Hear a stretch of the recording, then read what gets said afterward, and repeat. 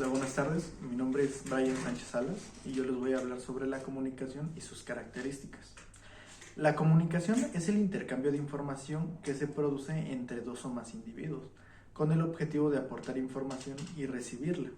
En este proceso interviene un emisor y un receptor, además del mensaje que se pone de manifiesto. La comunicación es vital para que exista un buen entendimiento entre las personas. Es un proceso en el cual se intercambian opiniones, datos o información sobre un tema determinado. Nosotros los seres humanos necesitamos comunicarnos para expresar lo que sentimos, organizarnos en sociedad, preguntar para resolver dudas y llegar a acuerdos eficaces.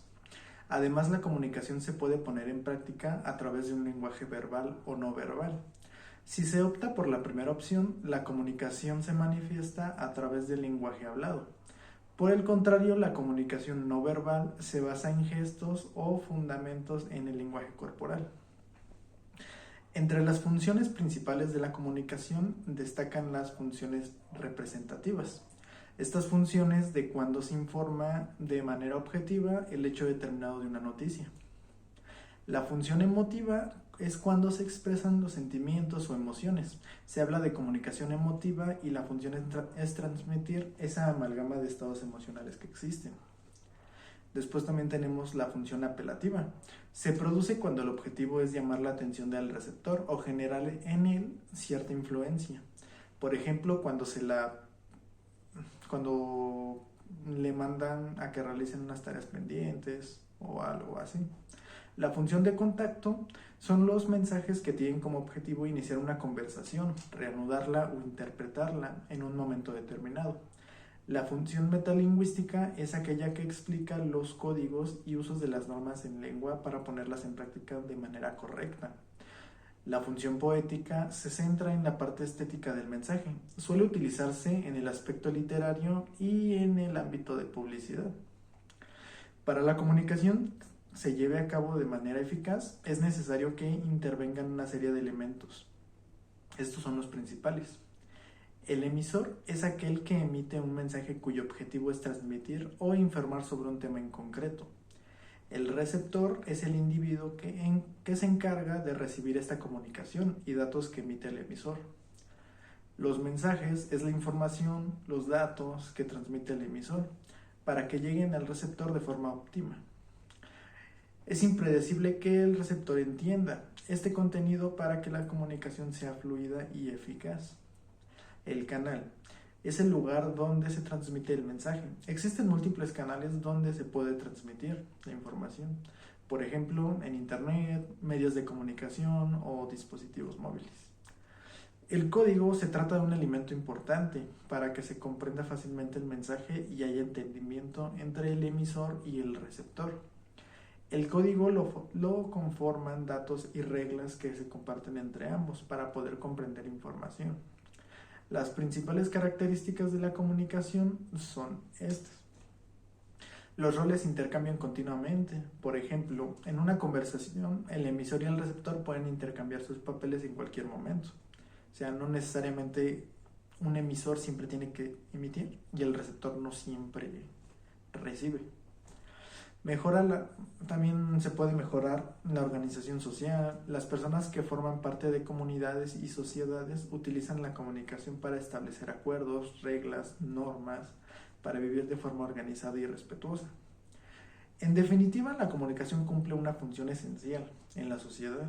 La comunicación puede aportar información, tener objetivos persuasivos o formativos y buscar el entendimiento si hablamos de ver películas o ir al cine. En cualquier profesión, la relación social o formativa, la comunicación siempre está vigente por este motivo.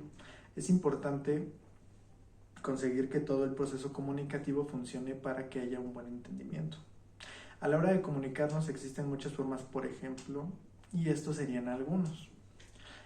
Una entrevista de trabajo, un debate político entre distintos candidatos que exponen sus ideas políticas, una llamada telefónica entre dos amigos. De igual forma, la comunicación en masa es importante, así como el periodismo y la divulgación científica. En el periodismo hay 15 tipos de comunicación. En esta está el periodismo escrito, que es el tipo de periodismo más antiguo y seguramente el que nos viene a todos en la cabeza cuando pensamos en esta disciplina. El periodismo escrito es aquel que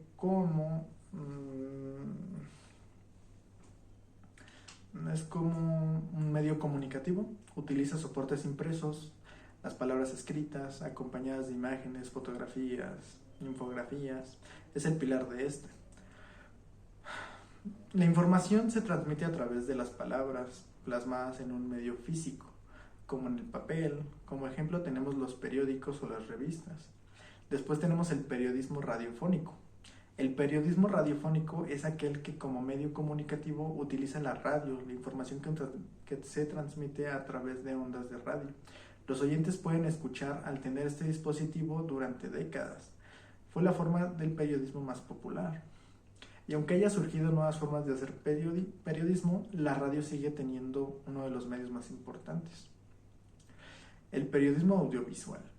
El periodismo audiovisual es aquel que como medio comunicativo utiliza la televisión, además de comunicativo oral, como la radio. Esta forma de periodismo incluye soportes audiovisuales que completan a la difusión de información. Las telenoticias son un claro ejemplo de esto. El fotoperiodismo. El fotoperiodismo, también conocido como periodismo gráfico, es aquel que utiliza las fotografías como forma de difusión. En la información, el pilar de esta forma de periodismo no son las palabras, sino las imágenes. Los periodistas de esta rama son fotógrafos que con sus conocimientos son capaces de lograr una fotografía cuente una historia. También tenemos el ciberperiodismo. El ciberperiodismo, también conocido como el periodismo digital o multimedia, es aquella forma de periodismo que es interrumpido en el siglo XXI. Se basa en la difusión de información a través de Internet. Todos los medios se derivan del blog, las redes sociales, las webs, etc. Permiten una difusión de información mucho más masiva, de alcance limitado y de velocidad altísima. También tenemos el periodismo político. El periodismo político es aquella rama periodística que se centra en la comunicación de sucesos actuales relativos a la política nacional o internacional, con noticias acerca del gobierno, de los partidos políticos, de los candidatos y los representantes de los mismos. Analiza y difunde información relativa al poder político de una sociedad. También tenemos el periodismo económico. El periodismo económico es aquella rama periodística que se centra en cubrir la actualidad de la economía nacional o internacional.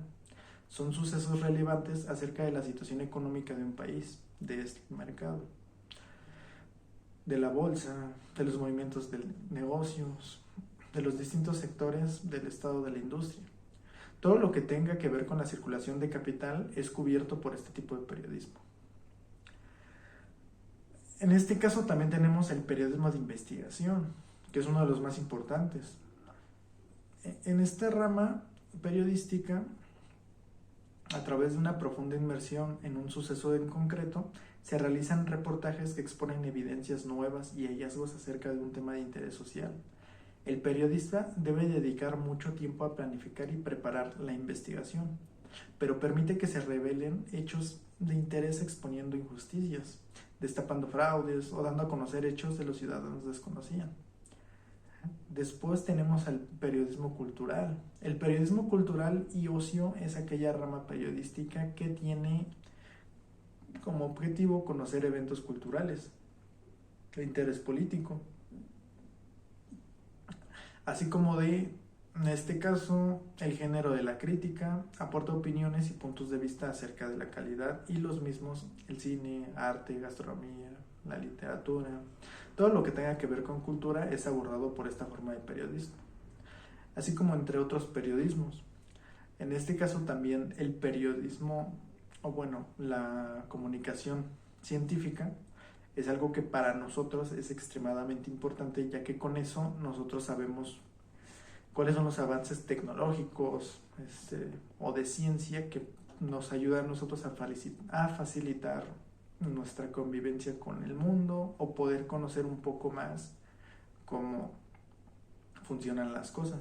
En este caso nosotros como ingenieros podríamos desarrollar algo que nosotros, que nos pudiera ayudar en el caso de poder facilitar algo o dar un acceso a información, y nosotros lo tenemos que comunicar con la sociedad para que lo puedan entender, lo puedan mejorar, etcétera.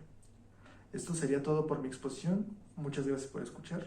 Mi nombre es Sánchez Salas Braya.